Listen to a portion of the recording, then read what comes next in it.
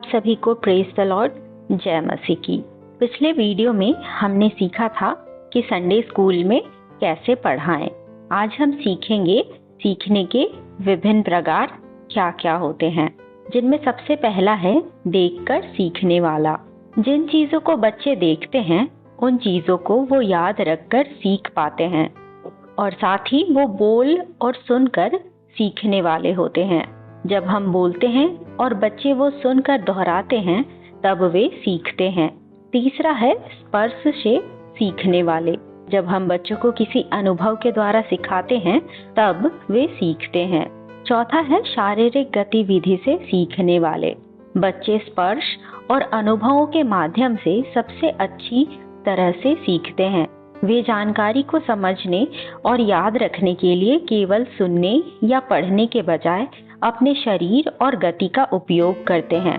आइए हम जानें कि यीशु के सिखाने के तरीके क्या थे, क्योंकि यीशु सूचना देने के लिए नहीं बल्कि बदलने के लिए आए।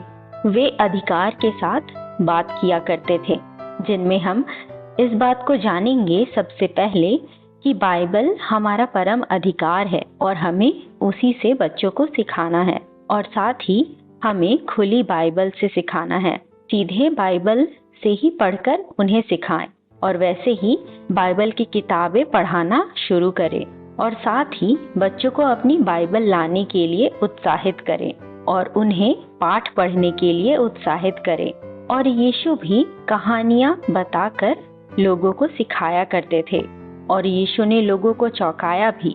जैसा मत्ती 5वां अध्याय उसका 29 और 30 पद में जब हम इसे पढ़ेंगे तो पाएंगे कि यीशु कहते हैं, यदि तेरी दाहिनी आंख तुझे ठोकर खिलाए तो उसे निकालकर फेंक दे, और वैसे ही यदि तेरा दाहिना हाथ तुझे ठोकर खिलाए तो उसको काटकर फेंक दे, क्योंकि तेरे लिए यही भला है कि तेरे अंगों में से एक नष्ट हो जाए और तेरा सारा शरीर नरक में ना डाला जाए। साथ ही यीशु ने यादगार बातें गढ़ी, जैसा हम लूका 6 उसका 31 अध्याय में इस बात को पढ़ते हैं, जिसमें यीशु ने कहा, जैसा तुम चाहते हो कि लोग तुम्हारे साथ करें तुम भी उनके साथ वैसा ही करो।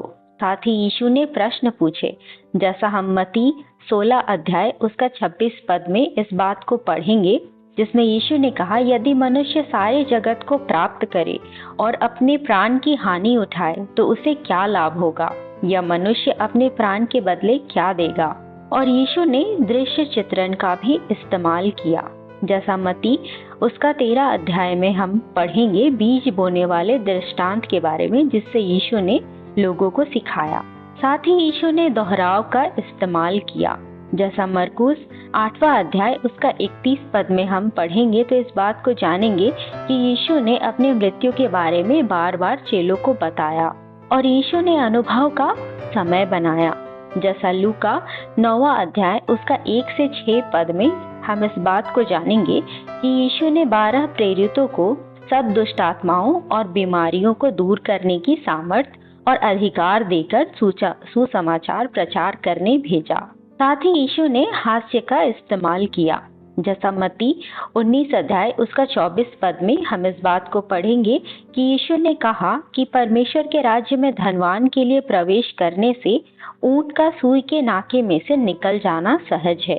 वैसे ही यीशु जो सिखाते थे उसे जी कर दिखाते थे।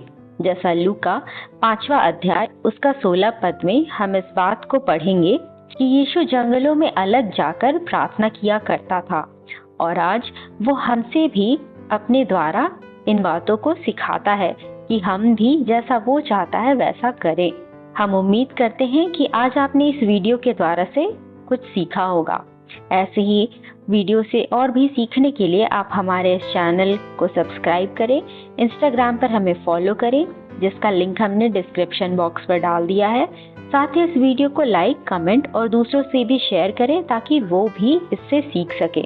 और ऐसे ही और भी कंटेंट से सीखने के लिए आप हमारे एक और चैनल को सब्सक्राइब कर सकते हैं, उसका भी लिंक हमने डिस्क्रिप्शन बॉक्स में ऐड कर दिया है।